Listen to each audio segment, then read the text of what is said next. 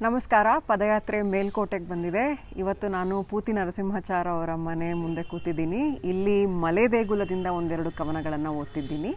ಮರದೊಳೆಂತೋ ಅಂತೆ ತುಂಬೊಲುಮೆ ಸಂತನೆಡೆ, ನಿಶಂಕೆಯೊಳು ನೆರೆವ ಹಕ್ಕಿಗಳ ತೆರದಿ, ನಿಸ್ತಬ್ಧನೆನ್ನೆಡೆಗೆ ಬಹಭೀರು ಭಾವಗಳ ಕೆಳೆಯ ನೋಡೆಂದು ಸರಸ ಕೌತುಕದಿ, ನುಡಿ ಬೆರಳ ನೇವರಿಕೆಗಳವಡುವ ಹಲ ಕೆಲವನಾದರಿಸಿ ತೋರುತಿಹೆ ವೃತ್ತದೊಳು, ಜೀವದ ನಡುವೆ ಹರಿದೆನ್ನ ಜೀವವಿದು, ಪಡೆಯುತಿಹ ನಿರ್ವೃತಿಯ ಚಿತ್ರದೊಳು. ಹಿರಿಗಾಳಿ ಹೆಗ್ಗಡಲು ಬಯಲು ನೆಲ ಬೆಂಕಿಗಳಿಗೊಳಗ ನೀಡುವ ದಿವ್ಯ ದೇವಕುಲದಿ, ದೀಪ್ತ ಚಿತ್ತವ ಹೊಗುವ ವಿವಿಧಾನುಭೂತಿಗಳ ಕಾಂತಿಯೊಳು ನನ್ನೊಳಗ ಮೆರೆಯಿಸುವ ಭರದಿ.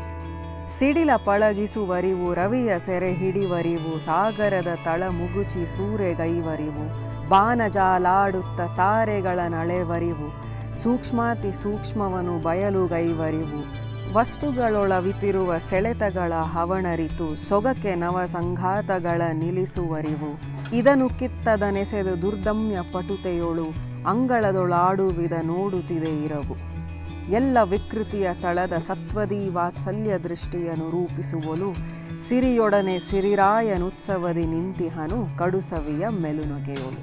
ತಾಂ ತೂರಿ ಬರುತ್ತಿರುವ ಮನದ ಮಾಧ್ಯಮದ ಚಿತ್ರಾಕೃತಿಯ ತಳೆದೆಸೆವ ಬೆಳಕೋ, ಅವಿಭಾಜ್ಯವಾಗಿಯೂ ನೆನೆವವರ ಹಿತವರಿತು ರೂಪಿನುಪಧೆಯ ಭೂಮಿ ಪತಿಕರಿಪ ತಳಕೋ, ಧ್ಯಾನಗಹ್ವರ ಮುಖದಿ ಕಪ್ಪಲು ಬೀಳೆ ಅಂಗಾಂಗದೊಳು ಚೆಲುವ ಹೊಳೆಸುತಿಹ ಕಳೆಯೋ, ರೂಪಮಿದ ಮಾನುಷಂ ಭಾವನಮಿದ ಮರ್ತ್ಯಂ ಕಲ್ಪನೆ ಇದಾನಂದ ಕಲ್ಪವೆನೆ ಕಲೆಯೋ, ಬೆಳಕಲ್ಲ ತಳಕಲ್ಲ ಕಳೆಯಲ್ಲ ಕಲೆಯಲ್ಲ ನಷ್ಟವಹುದೂಹೆ ಇಲ್ಲಿ, ಪ್ರಕೃತಿಯಿಂ ಪುರುಷನಿವ ತನ್ನ ತಾಂ ಪಿರಿದಿಡುವ ಶ್ರೀಮೂರ್ತಿ ತಂತ್ರದಲ್ಲಿ.